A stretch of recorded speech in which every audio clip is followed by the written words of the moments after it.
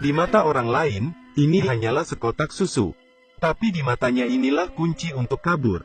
Ia mengupasnya, mengeluarkan bagian film tipis, dan mengeluarkan film tipis ini lalu dibersihkan. Saat akan keluar, diam-diam menempelkannya di kunci rahasia sel.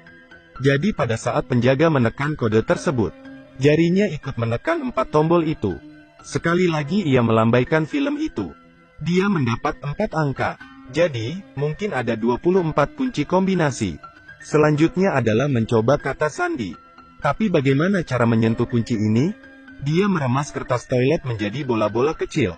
Kemudian meremas pasta giginya. Sama seperti itu dia membuat banyak hal. Kemudian menggunakan kertas kado. Terus meremas dan mengencangkannya. Sebuah bola bundar besar direkatkan. Saat penjaga membantunya melepas borgol, dia segera memasukkannya ke lubang di jendela kecil. Begitupun jika sipir mengunci jendela kecil itu, masih mungkin untuk dibuka. Dari jendela kecil, ia mengulurkan tangannya dan mencoba kata sandi. Paling banyak adalah 24 kali, dia bisa melakukannya dengan benar dan cepat.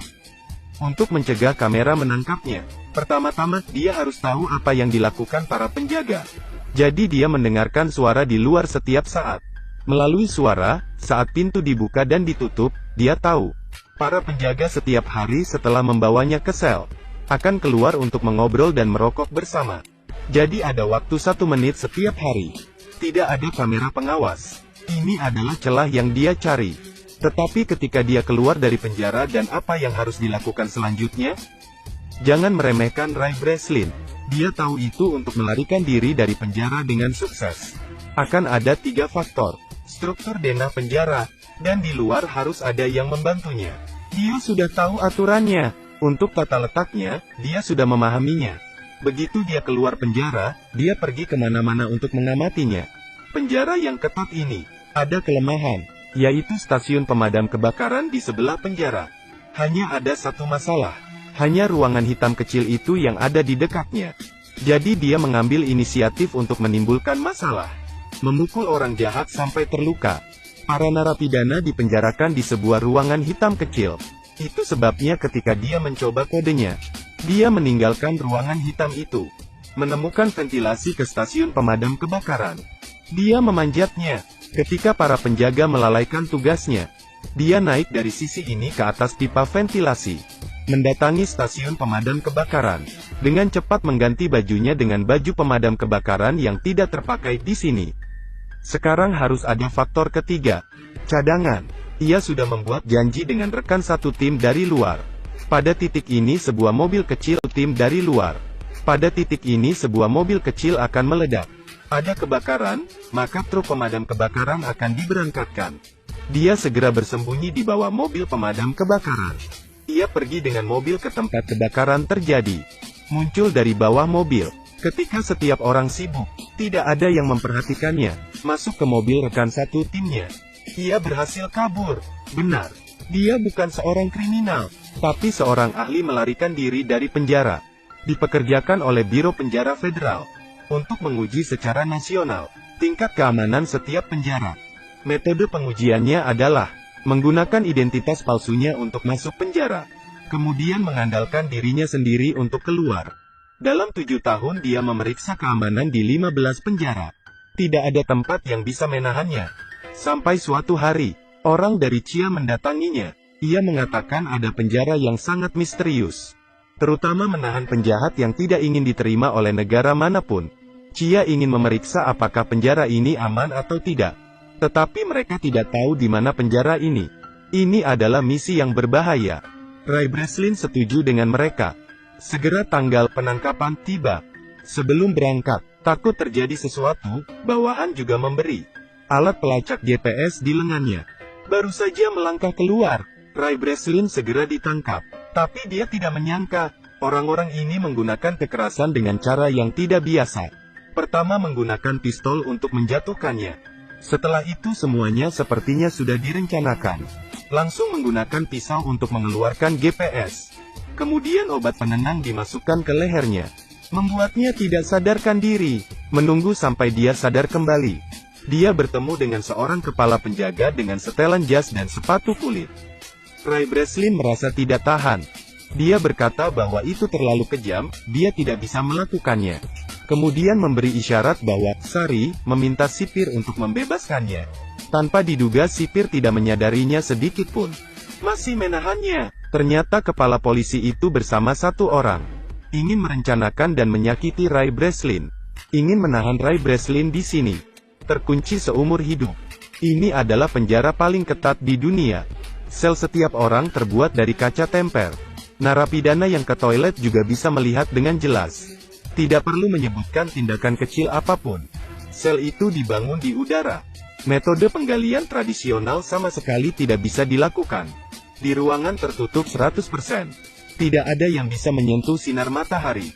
Jumlah penjaga penjara beberapa kali lebih banyak dari jumlah narapidana.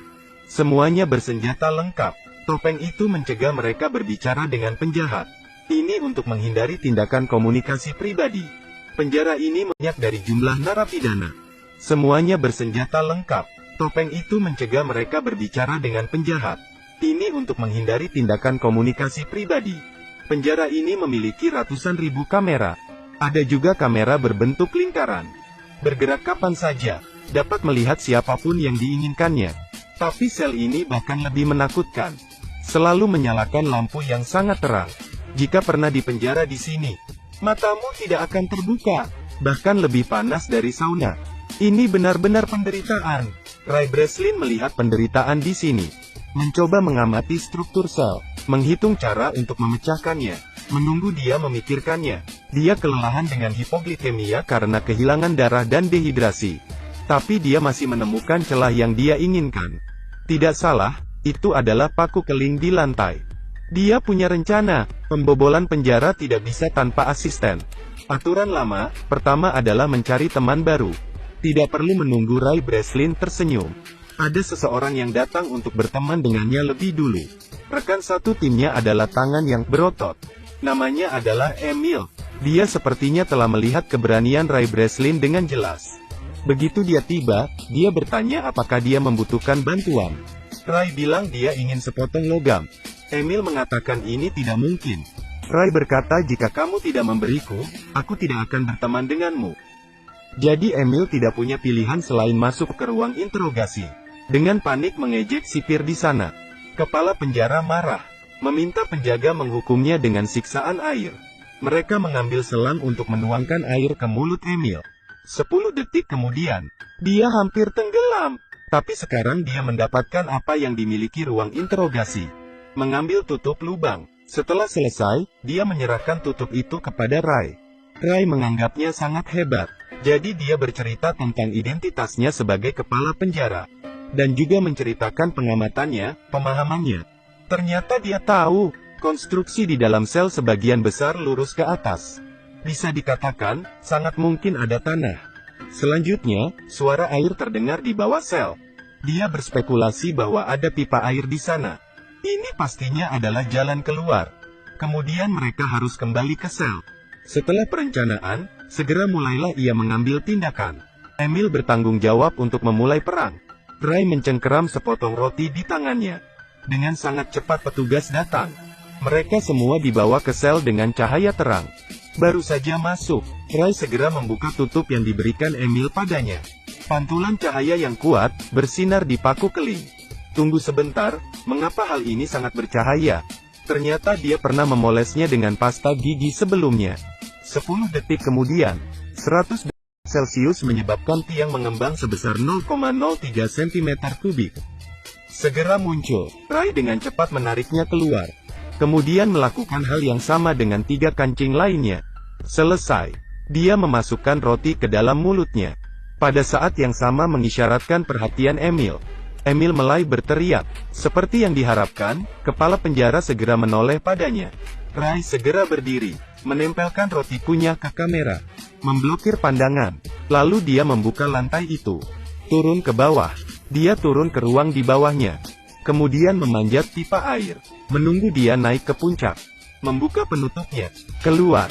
Dia sangat terkejut dan tercengang. Ini tidak di bawah tanah seperti yang dia duga. Tapi itu adalah samudera yang tak terbatas. Dia berada di dek kapal tanker raksasa. Selain itu, ada penjaga di mana-mana. Kabur ke laut, Tidak mungkin kabur. Dia hanya bisa kembali. Padahal mereka sudah tahu lokasinya. Tapi dia pada dasarnya tidak bisa memikirkan cara untuk melarikan diri. Terkurung di tengah laut. Sangat sulit untuk terbang. Ini adalah sebuah pikiran yang dangkal. Kepala penjara menemukan paku keling. Menemukan upaya melarikan diri oleh Ray Breslin. Memulai penyiksaan untuk mengasingkannya. Dia baru saja pergi tidur. Para penjaga segera mengetuk jendela dan mencegahnya tidur. Menunggu sampai dia sangat lelah sampai dia pingsan. Para penjaga datang untuk memukulinya lagi. Memukulnya sampai dia sadar kembali. Alhasil, setiap hari Ray Breslin selalu dalam keadaan koma. Setelah sedikit nafas, dia pingsan. Tidak lama setelah itu, ia perlu pergi ke dokter. Setelah pemeriksaan, dokter mendecakkan lidahnya. Tapi meski begitu, Ray Breslin masih tidak mudah dikalahkan. Menunggu sampai mereka berhenti menyiksa. Dia terus memikirkan cara. Setiap hari dia makan nasi. Di atas meja makan, dia selalu diam-diam menciptakan alat untuk melarikan diri dari penjara. 2 lensa kaca, pulpen, selembar kertas karton keras. Dicolokkan kembali ke tabung kaca. Benda-benda yang baru dibuat ini disebut kaca heksagonal, khusus digunakan untuk pengukuran arah. Kemudian mereka membawa seorang rekan baru. Dia berpura-pura berurusan dengan kepala sipir. Sebagai imbalan untuk naik ke dek. Tiba di atas dek, segera gunakan kaca heksagonal Ray untuk menentukan arah.